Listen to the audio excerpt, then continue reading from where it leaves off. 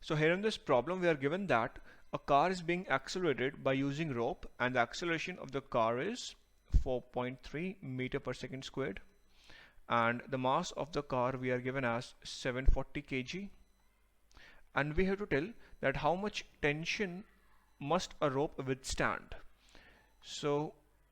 let me make the free body diagram of the car. So this is a car and this is tension force that would be acting like this, and there is the surface is frictionless, so there would be no friction on the car, and in horizontal direction there would be only one force, and in vertical direction we have